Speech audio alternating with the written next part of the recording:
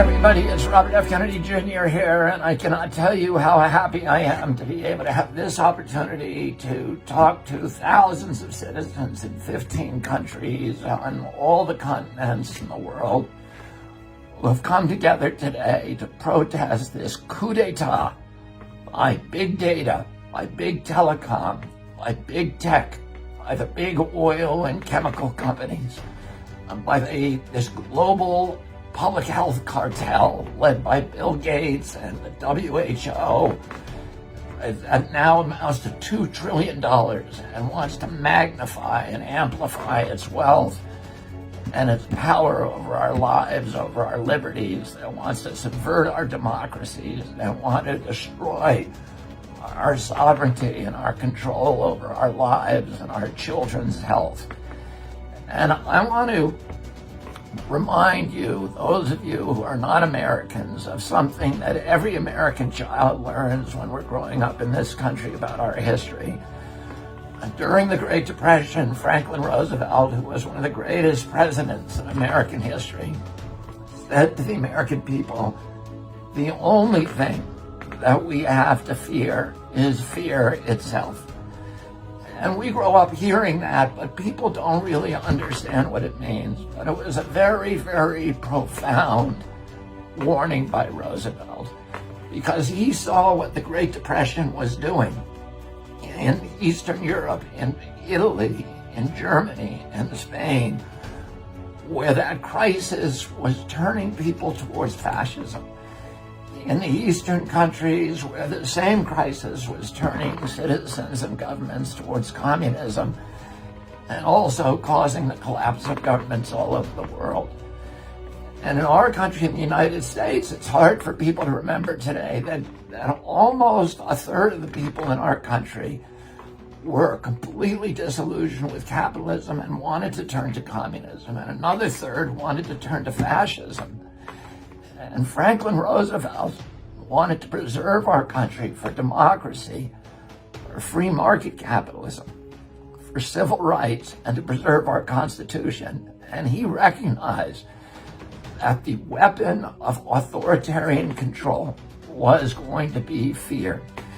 And when I spoke a few weeks ago in Berlin, I reminded the people of Germany of a very famous story that happened during the Nuremberg trials after World War II, when Hitler's closest lieutenant, the head of the Luftwaffe, Hermann Goering, was asked by one of the prosecutors, how did you get the German people? The German people are the most educated people in the world. They were some of the most tolerant people in the world.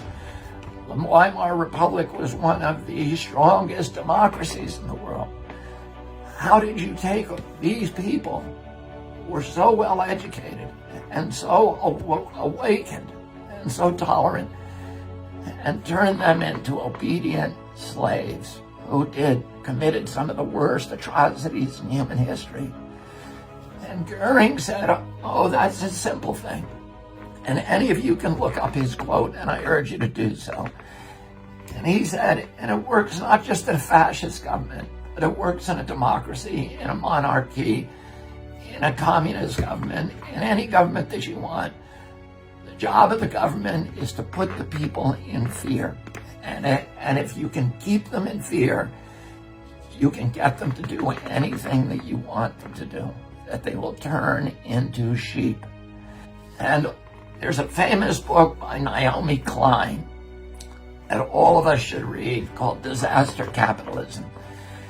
And that book shows, it's a historical chronology of all of the times during American history and the history of the world during the Great Depression, and during the financial collapse in 2008, during the financial collapse in Chile, for example, in 1973, during the time of the World Trade Center bombing, that authoritarian elements in a society and large corporations and wealthy plutocrats and oligarchs, wealthy families and individuals, use crises to shift wealth upward, to obliterate the middle classes of those countries, and to clamp down totalitarian controls.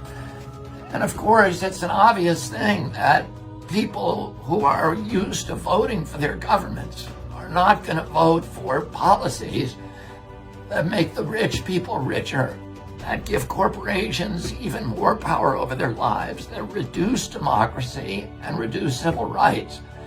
These are not good vessels for populism. In order to transform the government so that it will reward the rich with even more wealth, the people who want to do that in the large corporations, who want to orchestrate that kind of change, have to get rid of the civil rights. And the first civil right that they begin with is freedom of speech. They need to clamp down censorship, because censorship is the most important right. In our country, we put it number one, the First Amendment of the Constitution, because all the other rights depend on it. If a government can hide what it's doing, it can get away with anything it wants. If a corporation can lie to you and conceal information, if there's no transparency in a democracy, you do not have a democracy. So if you want to get rid of all the other rights, like freedom of assembly, which you are exercising today, some of you are exercising at great threats. Some of you will suffer. Some of you will be jailed. Some of you will suffer injuries. But that is a basic right. The right to freedom of expression, the right to jury trial, the right to freedom of religion, the right to privacy, the right to have governments that don't spy on you and keep your information. All of those other rights can only be subverted if they begin by imposing censorship, by being able to silence people who want to speak. So the coup d'etat that we are all fighting today is a coup d'etat that starts with a conspiracy between the government agencies and the big technology companies, the Silicon Valley billionaires, people like Zuckerberg and Bill Gates, and the people who run Google and Facebook and Pinterest and all of these other Silicon Valley corporations who are now in this conspiracy to make sure that we cannot talk about our grievances. We cannot say bad things about pharmaceutical products. We cannot question government policies that make no sense to us. And I'm going to say a few things about some of those government policies. Number one, I am not a conspiracy theorist. I follow the facts. I don't know that the COVID illness was laboratory generated in Wuhan. There is plenty of evidence that it was, but not enough evidence for me to say that it's a fact. My question is, why don't we know the answer to that? Why is Tony Fauci not being asked that question? Why is President Trump not launching an investigation? Or President Xi or the presidents of any of these countries saying, where did this come from? Because we need to know that. The global citizens, this is the worst calamity in history. And nobody seems curious about where this actually comes from. We know it didn't come from a bat in the wet market in Wuhan. And that story was a fable that it now has no basis, in fact.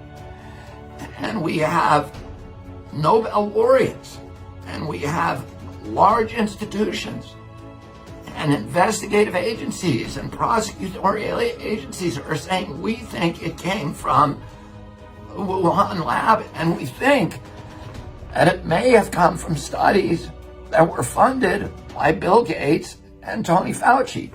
I don't know if this is true, but why are our government officials not asking that as the number one question? Why, instead of sending their police to suppress dissent, are they not sending the police to question people who may know the answer to that question? There are many other questions that I'd like to know the answer. Questions about masks. I'm very willing to accept if the masks work, and I want to wear them. If they're going to protect other people from transmissibility, then I want to wear them.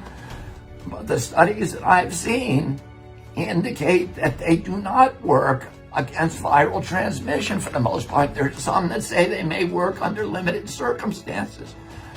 What I don't want to be told is they work and you're going to wear them and you better not ask questions about it.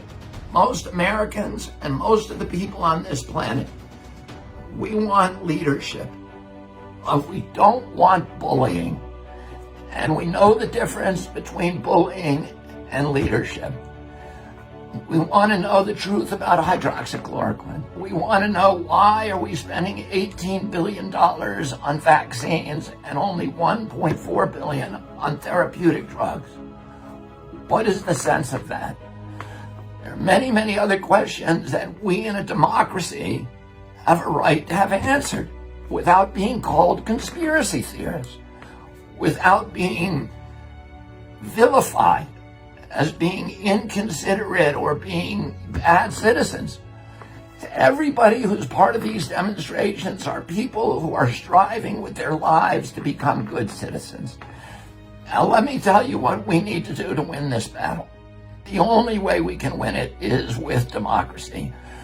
We need to fight to get our democracy back, to reclaim our democracy from these villains who are stealing it from us. And you notice the people who are getting richest from this quarantine are the same people who are censoring criticism of the quarantine. Who is becoming the richest? Jeffrey Bezos. $83 billion he's made. And he owns Amazon, and he is censoring books that criticize the quarantine. Zuckerberg, who owns Facebook, who's made tens of billions of dollars by this quarantine. And he is censoring information that is critical of the quarantine. He censors my Instagram. He censors my Facebook. My Twitter page is also censored. And all of these people are the people who are making billions of dollars on the quarantine. And what I want to know is a simple question. Is the quarantine actually effective? You know, we've had plenty of pandemics in the past. In 1969, we had a Hong Kong flu pandemic that killed 100,000 people in the United States. It's the equivalent of 200,000 people today. That's the same number of people who are being killed by coronavirus. Did we go into lockdown? No. Did we wear masks? No. We went to Woodstock. We went to the Democratic Convention in Chicago and had huge crowds of people. Nobody was told to lock down and don't see your girlfriend and wear a mask and don't go out of your house and shut down your business and bankrupt every business in the country. Last year, there were 1.6 million people in the world who died from tuberculosis. We have 1.6 million people die every year from tuberculosis. We're not wearing masks. We're not on lockdown. What's the difference between tuberculosis and coronavirus? Tuberculosis has a vaccine, and the vaccine costs about $3. And that's why we're not on lockdown, because nobody is making $39 a vaccine or $300 a vaccine the way that Moderna and AstraZeneca and Johnson & Johnson are making from this catastrophe. And that is the only reason that I can think of. And I'm happy if somebody tells me there's another reason. But let's hear it. Don't just shut me up. Don't just tell me that I can't debate. Here's what we need to do. We need to do exactly what you're doing today. We need to come out on the street and we need to stick together. What the big tech villains and scoundrels and Mark Zuckerberg and Jeffrey Bezos and Bill Gates and Tony Fauci want you to do is they want us fighting with each other. They want blacks fighting against whites. They want Republicans fighting against Democrats. They want everybody polarized. They want everybody fragmented. Because they know that if we all get together, we're going to start asking questions. And those are questions that they can't answer. Why are you getting rich and why are we all getting poor? And what's the difference between tuberculosis and coronavirus? And why are we not wearing masks for the tuberculosis, but we are for the coronavirus? And where did it all come from? And all of those questions that we deserve an answer to, and we're not getting answered. We need to stick together. If you're a Republican or Democrat, stop talking about that. Stop identifying yourself. The enemy is big tech, big data, big oil, big pharma, the medical cartel, the government totalitarian elements that are trying to oppress us, that are trying to rob us of our liberties, of our democracy, of our freedom of thought, of our freedom of expression, of our freedom of assembly, and all of the freedoms that give dignity to humanity. And the last thing that all of us need to do is we need to stay educated and informed. And one of the things that I want to announce to you today is that Children's Health Defense, my organization, with the help of many of you who are in these crowds, is launching a journal, a daily journal, and we are going to weaponize information for you. We're going to tell you what the newest science is. We're going to take all the information that is censored everywhere else, and we're going to reprint it in our publication. And you can get that every day. So if you see something that is censored, we want to hear about it because we want to put it up. We are going to be the enemies of censorship. We are going to be the refuge. And we're going to allow debate. We're going to make sure it's civil debate. We're going to encourage people to be nonpartisan. We're going to allow people to come and have different opinions than us. We are not scared of debate the way pharmaceutical company and Bill Gates and Mark Zuckerberg and Jeffrey Bezos and Tony Fauci are terrified of debate. We welcome debate. We want to hear, if you've got a different opinion than me, I want to hear about it and I want to see your science. And I want the public to hear us talking about it and debating about it, because the free flow of information, the cauldron of debate, is the only thing that allows governments to develop rational policies in which self-governance will actually work and triumph. You are on the front lines of the most important battle in history, and it is the battle to save democracy and freedom and human liberty and human dignity from this totalitarian cartel that is trying to rob us simultaneously in every nation in the world of the rights that every human being is born with. So thank you for your courage, thank you for your commitment, and thank you for your brotherhood. And I can pledge to you that I will go down dying with my boots on, fighting side by side with all of you to make sure that we return these rights and preserve them for our children. And I will see all of you on the barricades. Thank you.